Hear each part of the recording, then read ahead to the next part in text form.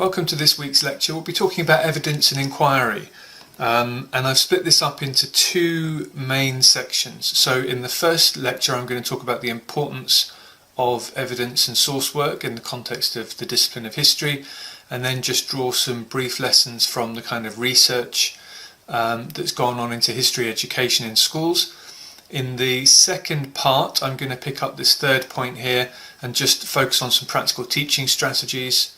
And then in the third short film, I'll review some of the key points from this week's readings, a chapter and an article I sent you, and just recap a brief task for you to do at some point in the next week or two.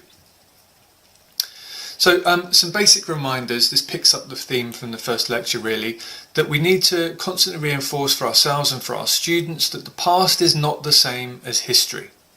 History requires evidence. History is not everything that happened in the past, it's just the important things, and history isn't merely a description of what happened, but it's an attempt to understand it. So we come back again to that notion of trying to construct some form of historical explanation that we were looking at last time. That means that we need some form of interpretation, and an interpretation is just a way of making sense or understanding a particular event or period of time. So the historian has to develop an interpretation because the evidence doesn't speak for itself. Because some things we can learn only indirectly by drawing inferences from the evidence. Because understanding an event requires using many different types and pieces of evidence, and because there are no formulas or equations into which we can plug historical evidence to give us an understanding. Also because evidence of the past is often ambiguous. That different people at different times and places make different judgments about what is and what isn't important, and therefore construct different explanations of the same events. And there are many different ways to make an event understandable, and this is the kind of framework that we bring to it and the kind of questions we ask of evidence. So we can understand the same event as the product of economic laws and processes, a manifestation of divine action, the result of changes in climate, the expression of psychological disorder, the interplay of political parties or forces, or any number of things. So what we do with our sources depends on the sources we've got and the inquiry question that we're bringing to the table and the use we want to make of those sources. So therefore the historian has to gather evidence, draw inferences from that evidence, decide what evidence is important, develop an interpretation or some way of making sense of that evidence, and then find an appropriate way of presenting that interpretation. So when we use the word interpretation, we're using it in two broad senses. One is that the historian and the history teacher has to interpret sources of evidence because those pieces of evidence don't speak for themselves. We have to interpret them in the context of the inquiry that we're conducting. And the other way that we'll talk about interpretations later in a separate lecture is when we come to construct our explanation and we create our own interpretation of an event or a period of time. So the word has that double meaning, but today we're just going to focus on how we interpret evidence in an historical inquiry. So that's all fine as a starting point. That recaps what professional historians do, but what about students of history in the school? What's the argument for saying that they should do the same kinds of things? There's a nice argument put forward by Fines, who says it's true that training people how to be academic historians is not much of a rationale for why we should do certain things in the classroom, because ultimately most of our students are not going to become historians. They're not even going to study it at higher education level. So Fines comes up with this alternative explanation as to why we should still use evidence and source work in the classroom. He says, without knowing how the history we receive has been arrived at, we can only take it as a series of mystery assertions to be learned by rote. And we come back to this idea that unless we engage with the raw evidence of history and understand why people come up with certain interpretations and narrative accounts, then we're just left taking stories on trust and then just learning them and regurgitating them in exams. The second reason he gives is that, on his view, good learning is always active, and that learning to cope with the problems of evidence is in itself challenging. Because it's challenging, it leads to a greater level of satisfaction when you've worked something out that's meaningful through that challenge, and therefore because students are much more involved and thinking deeply about all of this, it leads to a better understanding of the history than if you were just learning a straightforward narrative history that someone had already given you in a text. And then thirdly, he says, looking at first-hand evidence can lead to insights, emotional responses, and fire the imagination in a way that just reading stories is unlikely to do. Now, Schmidt we looked at in the previous lecture on the development of causation and causal reasoning, and he's done similar work in relation to understanding evidence. Now, in his research, he doesn't focus on evidence or critiquing evidence as a skill, and he really focuses on this as a substantive concept. So this is how we come to understand what evidence is in the context of history. And he says there are some broad stages that we can think about when we're relating this to children of primary and secondary age. So he said we might start with younger children where knowledge of the past is just taken for granted. That in a sense there's a confusion of this distinction I'm making between the history and the past, and there is a sense in which that there is only one interpretation, there's only one past, and that's what historians write about, and so there's nothing really problematic. Then we start to give more credibility to primary source reliability. So stage 2 is that evidence is privileged information about the past. So we really do, at this stage, like to focus on the role of the eyewitness account, and anything far from the event or far from the eyewitness account is less reliable, less privileged. It's a fairly simplistic notion of evidence, and evidence is really just people who know telling us about what happened. The third level is becoming a bit more sophisticated. Evidence is the basis for inference about the past, and so we can start here to see students beginning to evaluate evidence. So they're not seeing evidence as a direct window on the past because of what it tells us. They're seeing it as something that we can think critically about, and we can draw our own inferences from that. And then finally, at a higher level of understanding, there's awareness of the historicity of the past and the role of historians in reconstructing the past. And there's also there then an understanding, I think, that that these accounts can therefore shift as our understanding shifts. So these aren't just faithful interpretations of what happened in the olden days. So this was related to the work we talked about in the last lecture in the Project Chatter team.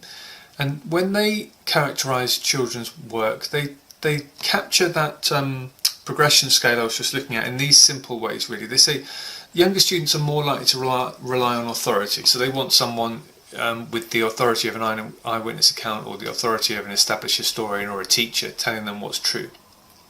Older students start to think about the credibility of accounts and of evidence, and then some older students start to appreciate that different sources require different interpretive strategies, and this is at the most sophisticated level, and they really only notice this, I think, with children in exam classes and in post-16 classes, that then there's an emerging notion here that this really does reflect the kind of inquiry you're conducting. And we'll come back and think about that as a feature of how you might set up your classwork a bit later.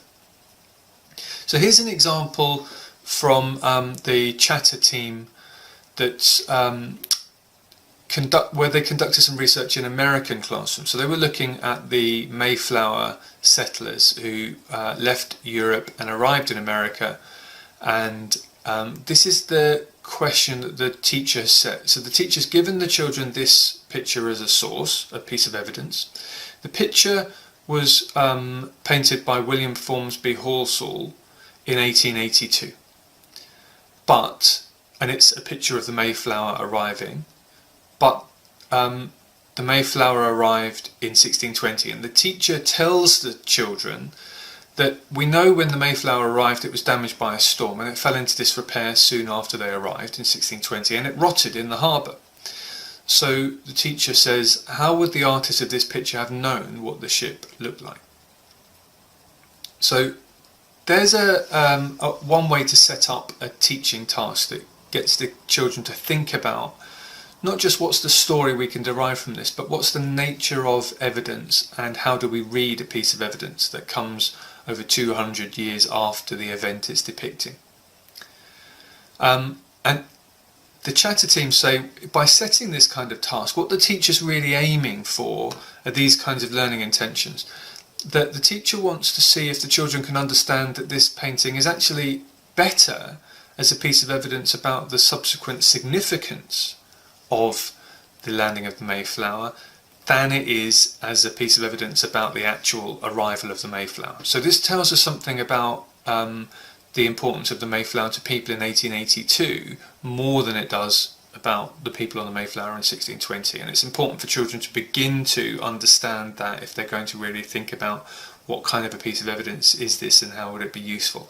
The other learning intentions that the chatter team identify here is that even in the absence of the real thing or an eyewitness, it is possible to piece together other evidence to check the accuracy of this image, and in the pack of resources the teacher uses there are other written accounts that describe elements so the children can start to refer and infer from those across to make some judgment about the accuracy of this picture. And then finally, the teacher's interested in prompting children to think about what kind of wider information could we get that isn't even related to the Mayflower or the journey to America, just about common ship design in Europe in the 17th century, so we could get some sense of whether this is a realistic kind of ship for that period of time, whether the artist has captured something broadly appropriate. So 3 different ways to think about asking questions about this source. When the research team looked at the children's answers and interviewed them about this, they found some interesting responses emerging from among the students. So some students just said, well, the artist would need to be able to see it for themselves, otherwise they couldn't produce a proper picture. Others said the next best thing, if you can't see it yourself, is to talk to someone who was there. But clearly 160 years have elapsed between the production of the picture and the sinking of the ship, so those aren't going to happen. But the children are still clinging on, even though they know this big gap exists, they're still clinging on to this simplistic notion.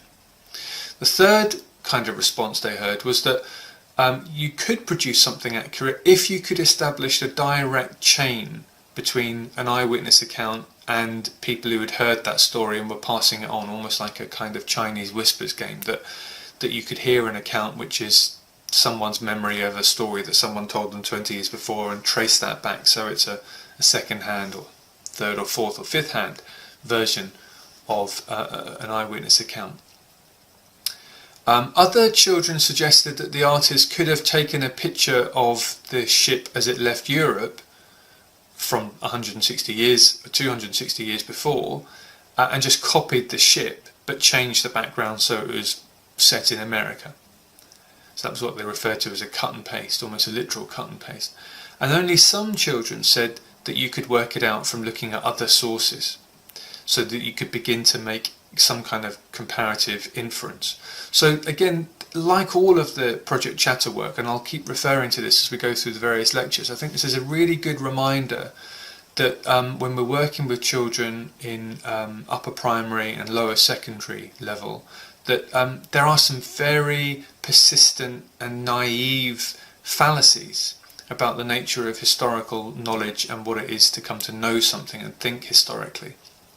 And we need to keep devising ways in our teaching to chip away at those everyday assumptions and begin to convince people that if you don't have an eyewitness account, it doesn't mean everything is lost or everything is made up, that there are rules of the game of conducting history and historical investigations which mean you can test historians' hypotheses and accounts and interpretations and judge them to be more or less reliable. We're not just left in a sea of uncertainty if we don't have an eyewitness account, but lots of children, when we teach them, will have that as their default assumption. So in another piece of research, Pickles did some similar work with children of different ages, and just looking at source work and seeing what strategies they used to interpret the sources. And he said all of the students that he worked with, this is in secondary school, so 11 to 19, nearly all of them were using the sources to work things out that they were not intended to show. So they weren't just saying the source says this, they were able to read the source or infer from the source something that the creator of the source may not have been conscious of themselves.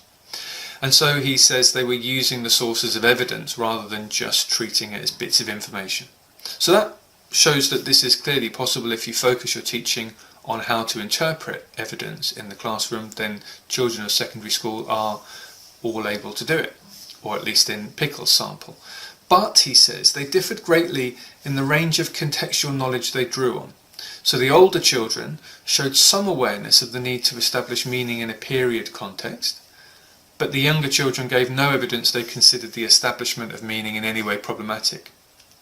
This refers back to what we were talking about before in terms of time and chronology, that as you get older, but still in school, not yet at university, it is possible to test your interpretation of a piece of evidence against your emerging sense of a period of time, that deeper sense of period that we're developing when we teach about chronology and time. So that to me is a really heartening example of how children can kind of make the connections between these different areas of knowledge. But again, a useful reminder from Pickles that the younger children aren't really making these connections, and for them actually just coming up with an answer, an interpretation, is not problematic, and it's not really difficult to judge it against external criteria, because they're just judging it on whether it has an internal coherence rather than testing it against any kind of external criteria that you could use. Now, the second part of the title for this lecture is about evidence and inquiry, and so I'm going to say something briefly before I finish this first part of the lecture about the word inquiry and what we mean when we think about inquiries in the context of history teaching. So many writers on history education urge teachers in schools to develop inquiry questions to frame their planning. And the benefits of an inquiry question, rather than just a scheme of work title, are that the question sharpens up the focus of your teaching. So you always have a question to drive you, and the question always makes you find a more concise journey through the content that you're working through. A question ensures that the lessons add up to something bigger than just coverage of a topic. And if you choose the right question, and it has the right focus, then it can also ensure that the lessons add up to a bigger, deeper conceptual understanding about a theme or a key substantive concept in history. The inquiry question also provides a stimulus for the students. It's simply more interesting to know that you're on a journey to find out an answer to a big, tricky question than just on a journey to cover some content in the next 6 or 7 weeks. The inquiry question is also useful when it comes to assessment, because it gives you the opportunity to set that question at the end of a period of teaching, and if it's a good, deep, conceptually rich question, then it gives the children lots of opportunities to demonstrate high-level thinking skills. And it also gives us a purpose for choosing and using sources. So here's an example. Many years ago I used to teach a group of history teachers, and we were having a conversation about how inquiry questions would work out in relation to the topic of the British Empire. So I've hooked out some examples from that. Now, I don't think these are all perfect. These are just some I devised to use with a group of students, and I gave them these questions. So I want you to think about the same things really as I talk about the questions that I devised. What are the advantages and drawbacks of each? Which would make good overarching questions for a whole scheme of work, and which would just be small sub-questions? So I've given you 3 possible alternatives. So instead of just saying I am teaching about the British Empire, I'm trying to devise an inquiry question which is going to make me more focused and give the children something deeper and more challenging to get hold of. So the first option here is, why do people disagree about the impact of the British Empire? If I take that as my organising question, then it leads me in very specific directions. So I'm really focusing on the nature of interpretations, because I'm looking at people who disagree about the impact. I'm not looking at the impact, I'm looking at the fact that when people account for the impact, there are different accounts of the impact, and I want to find out why they disagree. So that's likely to lead me to talk about interpretations. It may bring me into considering historiography, how a historical account's constructed, and we might look at some historical accounts. And I'm also likely to be interested in looking at southern perspectives in terms of the global south. I'll be looking at the historians who've constructed counter histories from a post-colonial perspective. So that's the kind of history we might be learning about in relation to the first inquiry question. The second one, why was racism acceptable in the British Empire? I might be looking at historical empathy here. We'll come on to that in later lectures, but I might be trying to think about, well, what motivated people to act in the way they did? What kind of beliefs did they have that supported those actions? And I'll be looking at a range of perspectives, because clearly in answering that question it would be important to differentiate between the different types of belief that people had in the British Empire. The question assumes that racism was acceptable. Was it acceptable everywhere? Was it acceptable to the same degree? So there's an invitation there to differentiate that question and start to think about how we can't just talk about societies in one simple block, that we have to differentiate between different groups of people. And the third one is a very different kind of question. Why did European powers compete for colonies? So here I might be more interested in the chronology, might be more interested in looking at timelines about when this competition kind of simmered, when Portugal and the Netherlands and France and Spain began to set up trading colonies around the world, when Britain did likewise, when the competition heated up, when wars broke out between people for control of colonies around the world, and we'll be looking at maybe more of a focus on chronology and causation there than we were in the first two questions. So you can see here that as a teacher beginning to plan an inquiry, the use of questions leads me in very specific directions, and it means that over a course of weeks I'm going to be focusing on very distinctive kinds of second order concepts from my history curriculum. So how would this relate to evidence? Now here's a piece of evidence that I might expect to use if I was teaching about the British Empire. This is a famous story from our perspective, the story of Olaudah Equiano, who was taken as a slave from Africa and then became a free man in America, and then came to England to join the anti-slavery, the abolitionist movement, and wrote his account, which was used as a very powerful piece of evidence by the people within the British Empire who were lobbying against slavery. So this is bits of this story would be used by many teachers in the classroom, but what I want to think about now just briefly is how would this source of evidence be used in each of those inquiry questions. So in the first one, why do people disagree about the impact of the British Empire? I might be using the story of this person who was taken into slavery as part of the evidence about the impact on slaves. This is first person testimony, this is eyewitness account stuff, the stuff that children will really identify with. But in the second one, why was racism acceptable in the British Empire? Well then, although this is first person testimony, it's not a first person account by someone who was racist in the British Empire. It's someone who experienced the racist actions of others.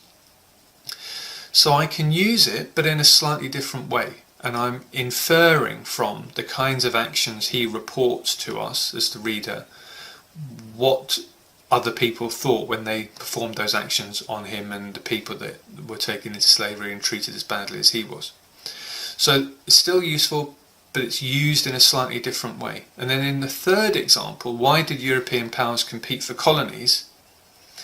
Really then, the personal story of Olaudah Equiano becomes less significant in the context of this inquiry. So I might still be able to use his diary and his narrative account of how he won freedom, but probably here I'll be using it in a different way, and I'll be using it to the extent that I can infer the slave traders' economic motivations, not their racist motivations, but their economic motivations, and to the extent that it tells me something about what was called the triangular trade that took slaves from Africa and brought them over to America and the Caribbean, where they were used to grow cotton and cash crops that were then used to come to Europe and sold for profit, and then the profit was used to fund ships to go back to Africa and take more slaves. So this triangular trade was an important part of why European powers competed for colonies. Now, I don't think Olaudah Equiano really talks about the economics of this, but it will be evident in part of his account that there is this economic motivation. So, the same overall topic, the same source, but the way we use it will be very, very different, and the kinds of inferences we draw from it will be very, very different. So there's hopefully a useful illustration of why coming up with these kinds of focused inquiries is very helpful for sharpening up our sense of what we're going to do with evidence. And then just to finish off, Ian Dawson has shared this as a model that he developed with teachers on professional development courses, and he just summarises from his years of experience of developing history resources and teaching history, his summarised account of what an historical inquiry is that you come up with a question, you develop an hypothesis, then you use evidence to test your hypothesis.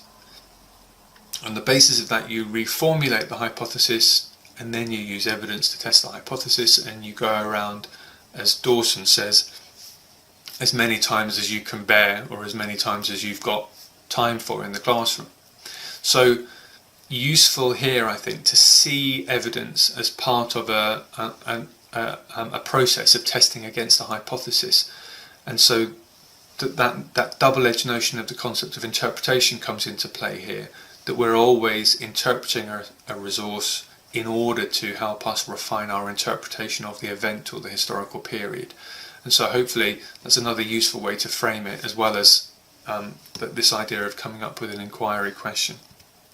So that's all I wanted to say by way of introduction, really. It's just to communicate some broad sense of why we're doing this, why this is difficult in terms of children's conceptual development, and some of the pitfalls that we need to avoid, so that we're not assuming that children are at a higher level, and that we're devising activities that will help them engage with this and begin to develop more sophisticated and mature reasoning, but then also to wrap that into a broader context of all of this becomes more purposeful if we have a very clear inquiry question driving it, so that we know what we're interpreting sources for. Just interpreting a piece of evidence in a vacuum is a very difficult thing to do, and it's not what historians do, and therefore it's very difficult if we just drop that into the classroom as an extra activity. So and on that note, activities is what we're going to be moving on to next, and so that will be the focus in the next lecture.